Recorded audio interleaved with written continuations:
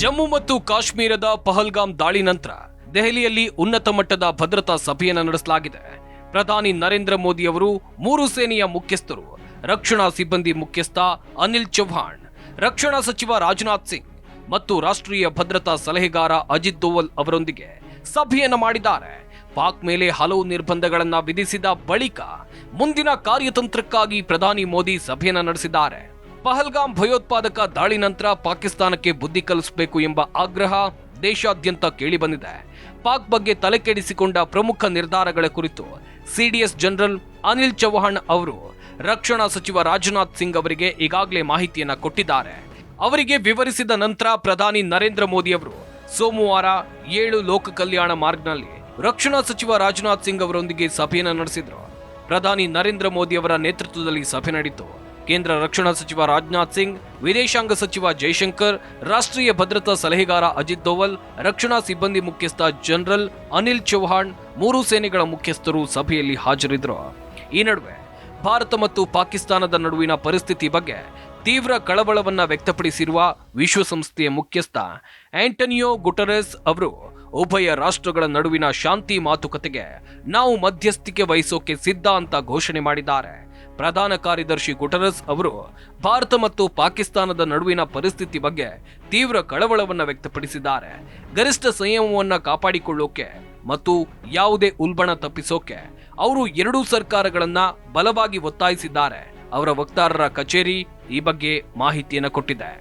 ಅತ್ಯಂತ ಸವಾಲಿನ ಸಮಸ್ಯೆಗಳನ್ನ ಸಹ ಅರ್ಥಪೂರ್ಣ ಮತ್ತು ರಚನಾತ್ಮಕ ಮಾತುಕತೆ ಮೂಲಕ ಶಾಂತಿಯುತವಾಗಿ ಪರಿಹರಿಸಬಹುದು ಎಂಬ ದೃಢ ನಂಬಿಕೆಯನ್ನ ಗುಟೆರಸ್ ಪುನರುಚ್ಚರಿಸಿದ್ದಾರೆ. ಉದ್ವಿಗ್ನತೆಯನ್ನ ಕಡಿಮೆ ಮಾಡೋಕೆ ಮತ್ತು ಮಾತುಕತೆಯನ್ನ ಮತ್ತೆ ಪುನರಾರಂಭ ಮಾಡೋಕೆ ಉತ್ತೇಜಿಸುವ ಎರಡೂ ಪಕ್ಷಗಳಿಗೆ ಸ್ವೀಕಾರ್ಯವಾದ ಯಾವುದೇ ಉಪಕ್ರಮಗಳನ್ನ ಬೆಂಬಲಿಸೋಕೆ ಅವರು ಸಿದ್ಧರಿದ್ದಾರೆ. ಏಪ್ರಿಲ್ 22ರಂದು ಕಾಶ್ಮೀರದ ಪಹಲ್ಗಾಮ್ ಪಟ್ಟಣದ ಬಳಿ ಭಯೋತ್ಪಾದಕರು ಗುಂಡು ಹಾರಿಸಿ 26 ಜನರನ್ನ ಕೊಂದ ನಂತರ ಭಾರತ ಮತ್ತು ಪಾಕಿಸ್ತಾನದ ನಡುವೆ ಉದ್ವಿಗ್ನತೆ ಹೆಚ್ಚಾಗಿದೆ.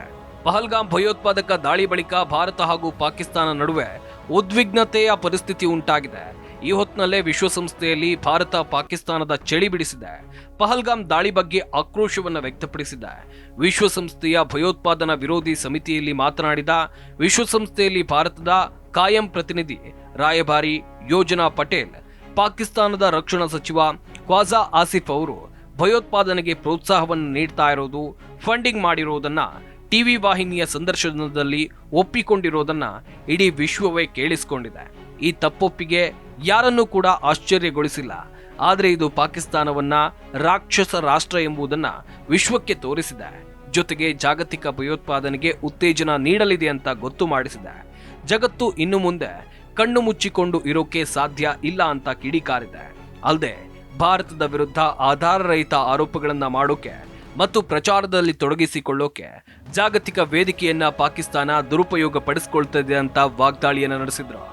ಜಮ್ಮು ಮತ್ತು ಕಾಶ್ಮೀರದ ಪಹಲ್ಗಾಮ್ನಲ್ಲಿ ನಡೆದ ಉಗ್ರ ದಾಳಿ ಬಳಿಕ ಭಾರತ ಪಾಕಿಸ್ತಾನ ನಡುವೆ ಉದ್ವಿಗ್ನತೆ ಹೆಚ್ಚಾಗಿದೆ. ಯುದ್ಧದ ಭೀತಿ ಇದೆ. ಈ ನಡುವೆ ಟರ್ಕಿ ಪಾಕಿಸ್ತಾನಕ್ಕೆ ಶಸ್ತ್ರಾಸ್ತ್ರಗಳ ಸರಬರಾಜು ಮಾಡಿಲ್ಲ ಅಂತ ಹೇಳಿಕೆಯನ್ನು ಕೊಟ್ಟಿದೆ. ಇದು ಪಾಕಿಸ್ತಾನಕ್ಕೆ ಬಹುದೊಡ್ಡ ಹಿನ್ನಡೆ ಅಂತ ಹೇಳಬಹುದು. ಭಾರತದೊಂದಿಗಿನ ಯುದ್ಧದ ಭೀತಿ ನಡುವೆ ಟರ್ಕಿ ಪಾಕಿಸ್ತಾನಕ್ಕೆ ಶಸ್ತ್ರಾಸ್ತ್ರಗಳನ್ನ ಕಳುಹಿಸಿದೆ ಎನ್ನುವ ವರದಿಯನ್ನ ಟರ್ಕಿ ತಳ್ಳಿ ಹಾಕಿದೆ. ಟರ್ಕಿಯಲ್ಲಿ ಭೂಕಂಪ ಸಂಭವಿಸಿದ ಸಂದರ್ಭದಲ್ಲಿ ಭಾರತ ಸಾಕಷ್ಟು ಸಹಾಯ ಮಾಡಿತ್ತು. ಆದರೆ ಭಾರತದ ರಕ್ತ ಹರಿಸೋಕೆ ಟರ್ಕಿಯು ಪಾಕಿಸ್ತಾನಕ್ಕೆ ಶಸ್ತ್ರಗಳನ್ನ ಕಳುಹಿಸಿದೆ ಎನ್ನುವಂತ ವಿಚಾರ ಎಲ್ಲೆಡೆ ಹರಿದಾಡಿತ್ತು. ಆದರೆ ಟರ್ಕಿ ಇದಕ್ಕೆ ಸ್ಪಷ್ಟನೆಯನ್ನ ಕೊಟ್ಟಿದೆ. ನಾವು ಯಾವುದೇ ಶಸ್ತ್ರಗಳನ್ನ ಕಳುಹಿಸಿಲ್ಲ ಅಂತ ಹೇಳಿದೆ. ಶಸ್ತ್ರಾಸ್ತ್ರಗಳನ್ನ ಹೊತ್ತ ಟರ್ಕಿಶ್ ವಾಯುಪಡೆಯ C-13 ಹರ್ಕ್ಯುಲಸ್ ಮಿಲಿಟರಿ ಸಾರಿಗೆ ವಿಮಾನ ಭಾನುವಾರ ಕರಾಚಿಗೆ ಬಂದಿಳಿದಿತ್ತು ಎನ್ನುವಂಥದ್ದಾಗಿ ಚರ್ಚೆ ಆಗಿತ್ತು. ಆದರೆ ಟರ್ಕಿಯಿಂದ ಹೊರಟ ಸರಕು ವಿಮಾನ ಇಂಧನ ತುಂಬೋಕೆ ಪಾಕಿಸ್ತಾನದಲ್ಲಿ ಇಳಿದಿತ್ತು. ಯಾವುದೇ ಊಹಾಪೋಹಗಳಿಗೆ ಕಿವಿ ಕೊಡಬೇಡಿ ಅಂತ ಹೇಳಿದೆ. ಮುಸ್ಲಿಂ ಬಹುಸಂಖ್ಯಾತರಾಗಿರುವ ಈ ಪ್ರದೇಶವು ಭಾರತ ಮತ್ತು ಪಾಕಿಸ್ತಾನದ ನಡುವಿನ ದೀರ್ಘಕಾಲದ ವಿವಾದದ ಕೇಂದ್ರಬಿಂದು ಆಗಿದೆ. ಈ ನಡುವೆ ಪ್ರಾದೇಶಿಕ ವಿವಾದವು ಪರಮಾಣು ಶಸ್ತ್ರ ನೆರೆಹೊರೆಯವರ ನಡುವಿನ ಸಂಬಂಧವನ್ನ ಬಿಗಡಾಯಿಸ್ತಾ ಇದೆ. ಇತ್ತೀಚಿನ ವರ್ಷಗಳಲ್ಲಿ ಭಾರತ ಮತ್ತು ಪಾಕಿಸ್ತಾನದ ನಡುವಿನ ಸಂಬಂಧಗಳು ಗಮನಾರ್ಹವಾಗಿ ಹದಗೆಟ್ಟಿದೆ. ಸಂಭಾವ್ಯ ಮಿಲಿಟರಿ ಸಂಘರ್ಷಗಳ ಬಗ್ಗೆ ವಿಶ್ಲೇಷಕರಲ್ಲಿ ಕಳವಳ ಹುಟ್ಟುಹಾಕಿದೆ. ಎರಡೂ ದೇಶಗಳು ತಮ್ಮ ಸಂಕೀರ್ಣ ಭೌಗೋಳಿಕ ರಾಜಕೀಯ ಚಲನಶೀಲತೆಯನ್ನ ಮುಂದುವರಿಸ್ತಾ ಇರುವುದರಿಂದ ಪರಿಸ್ಥಿತಿ ಉದ್ವಿಗ್ನವಾಗಿದೆ. ಇದಕ್ಕೂ ಮೊದಲು ಚೀನಾ ಪಾಕಿಸ್ತಾನಕ್ಕೆ PL-15 ಕ್ಷಿಪಣಿಗಳನ್ನ ಕಳುಹಿಸಿತ್ತು. ಪಾಕಿಸ್ತಾನ ತನ್ನ J-17 ಯುದ್ಧ ವಿಮಾನಗಳಲ್ಲಿ ಯಾವುದನ್ನ ಅಳವಡಿಸಿದೆ? ಪಾಕಿಸ್ತಾನ ಮತ್ತು ಟರ್ಕಿಯ ನಡುವೆ ಈಗಾಗಲೇ ಶಸ್ತ್ರಗಳಿಗೆ ಸಂಬಂಧಿಸಿದ ಒಪ್ಪಂದಗಳು ನಡೆದಿವೆ. ಇತ್ತೀಚೆಗೆ ಟರ್ಕಿಶ್ ಅಧ್ಯಕ್ಷ ರೆಸೆಪ್ ತಯ್ಯಿಪ್ ಎರ್ಡೋಗನ್ ಪಾಕಿಸ್ತಾನಕ್ಕೆ ಭೇಟಿ ನೀಡಿದಾಗ ಶಸ್ತ್ರಾಸ್ತ್ರಗಳ ಕುರಿತು ಎರಡೂ ದೇಶಗಳ ನಡುವಿನ ಒಪ್ಪಂದವು ಏರ್ಪಟ್ಟಿತು.